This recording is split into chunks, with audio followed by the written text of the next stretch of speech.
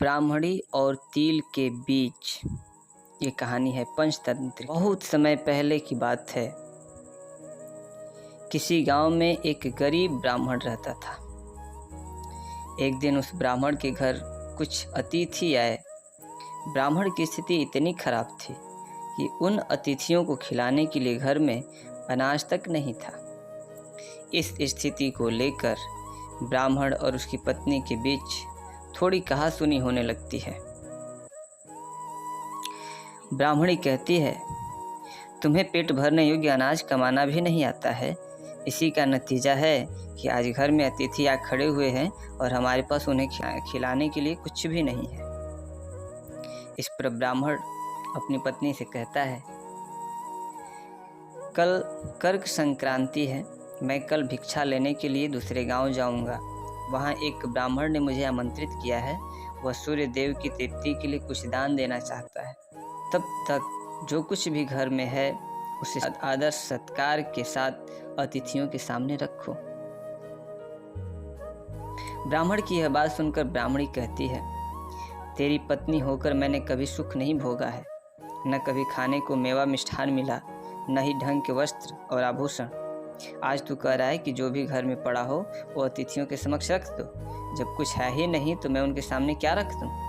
पड़े हैं तो बस एक मुट्ठी तिल, तो क्या अतिथियों के सामने सूखे तिल रखना अच्छा लगेगा?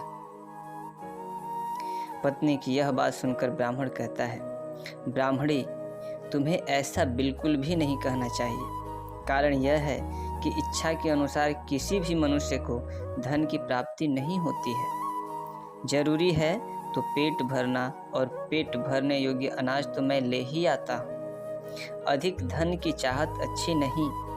ऐसी इच्छा का तुम्हें त्याग कर देना चाहिए। अधिक धन की इच्छा के चक्कर में मनुष्य के माथे पर शिखा बन जाती है। माथे पर शिखा वाली बात सुन ब्राह्मणी बड़े ही आश्चर्य से ब्राह्मण से पूछती है, अधिक धन की इच्छा में माथे पर शिखा हो जाती है? मैं कुछ समझी नहीं। जो भी कहना है खुलकर कहिए। ब्राह्मणी के इस सवाल का जवाब देने के लिए ब्राह्मण अपनी पत्नी को शिकारी और गीदड़ की एक कहानी सुनाता है। ब्राह्मण कथा की शुरुआत करता है कि एक दिन एक शिकारी जंगल में शिकार की खोज कर रहा था। जंगल में कुछ दूर आगे बढ़ने के बाद शिकारी को एक काले रंग का पहाड़ जैसा विशाल सूअर दिखाई देता है।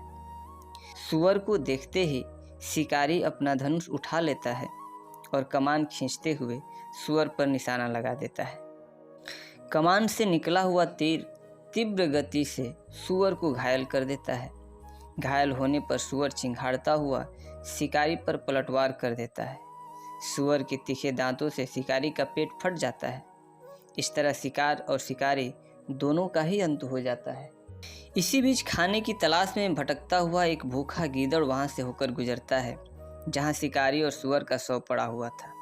बिना मेहनत इतना सारा भोजन देख गीदड़ मन ही मन बहुत खुश होता है और मन ही मन सोचता है कि आज तो ईश्वर की बड़ी कृपा हुआ जो इतना अच्छा और अधिक भोजन एक साथ मुझे मिला है।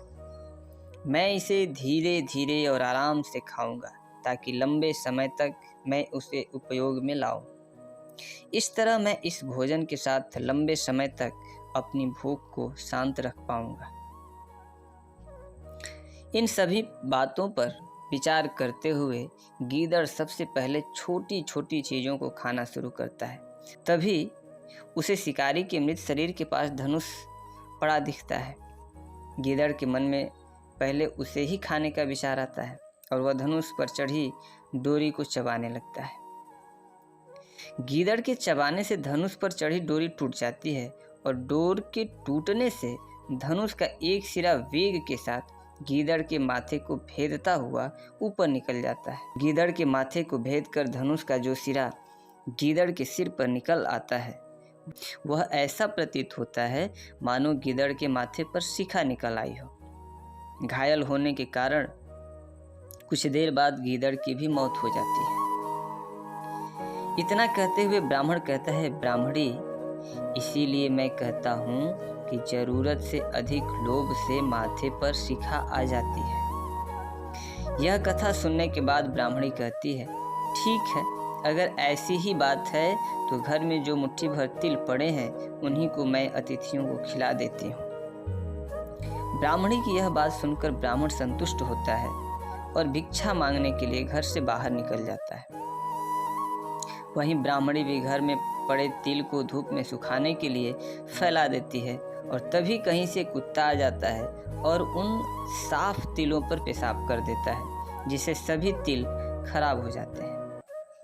तिल के खराब हो जाने पर ब्राह्मणी काफ़ी परेशान हो जाती है और सोचती है यही तो तिल थे जिन्हें पकाकर मैं अतिथियों को खिला सकती थी, अब मैं क्या करूं?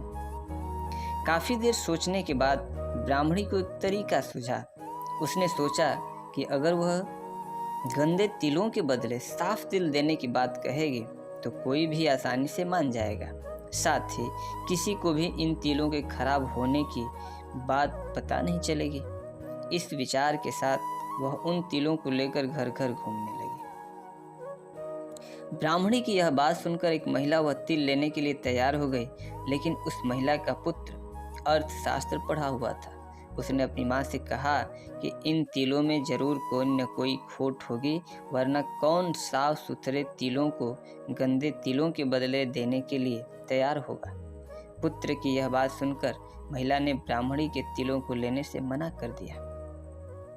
तो कहानी खत्म होती है और इस कहानी से हमें सीख मिलता है कि हमारे पास जो भी होता है हमें उसी में सुखी रहना चाहिए।